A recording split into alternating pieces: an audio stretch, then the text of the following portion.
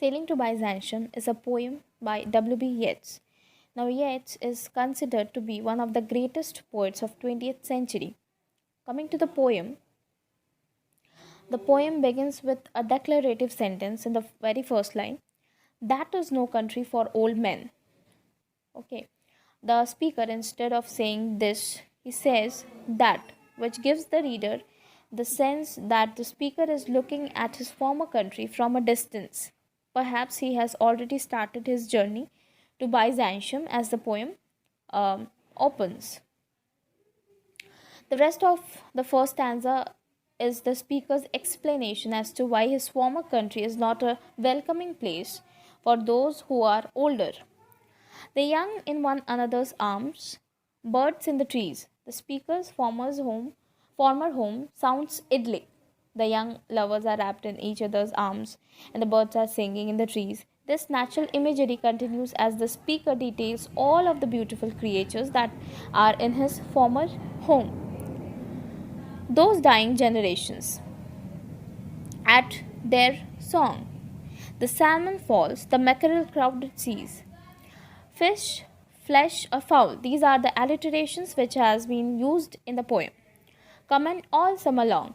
Here the speaker bitterly tells that all of these creatures will one day grow old as well. Okay. And moreover, yet continues. Whatever is begotten, born and dies. Caught in the sensual music, all neglect. Monuments of unaging intellect. Now, here the poet says, seems to be commenting the speaker seems to be commenting on the people who inhabit his former land instead of concentrating on the things that will last forever. They instead only enjoy what is right in front of them at any given moment. Okay, for them, for people, materialistic thing is more important than the spiritual thing nowadays. Okay, now the second stanza is more of the same, yet right that an aged man is but a paltry thing, a tattered coat upon a stick, unless soul clap its hands and sing, and louder sing for every tatter in its mortal dress. Now, an aged man is but a paltry thing. Paltry here means useless. Okay, useless thing.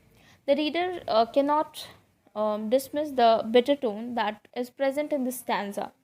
Yet, diction is particularly telling, comparing an old man to an insignificant, small, or useless thing.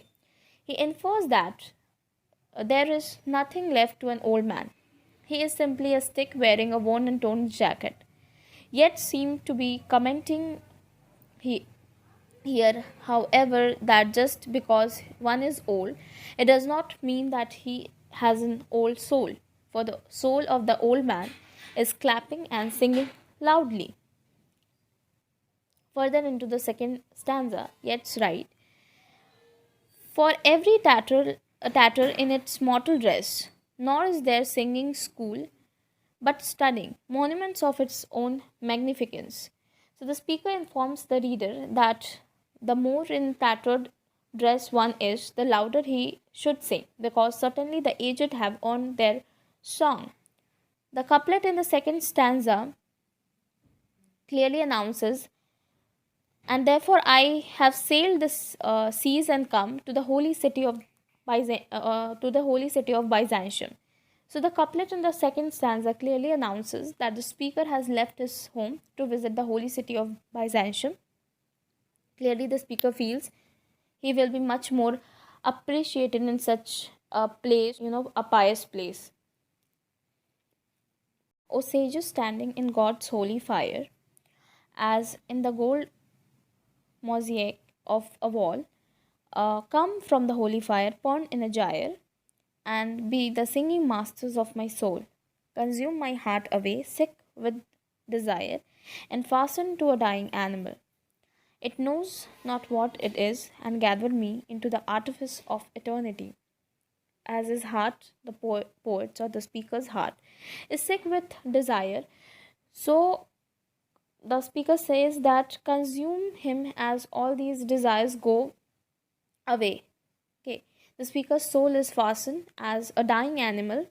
Okay, as body and soul are independent, their needs are contradictory. The soul do not know its worth, so he needs to nourish his soul as there is some kind of purity in it. Absorb, the speaker says that absorb me into some artifice of eternity so the soul knows its worth. Okay, now the fourth stanza. Once out of nature, I shall never take my bodily form from any natural thing, but such a form as Grecian goldsmiths make of hammered gold and gold enameling, to keep a drowsy emperor awake, or set upon a golden bough to sing. To lords and ladies of Byzantium, of what is past or passing or to come.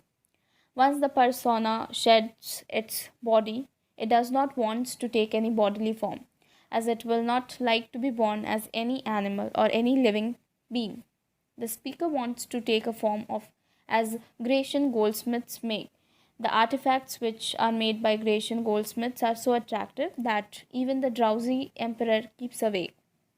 So the speaker wants to become a golden bird which is set upon a golden bough made of hammered gold.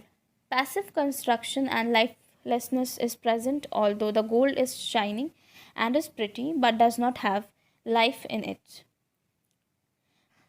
Now, here's the synopsis of the poem.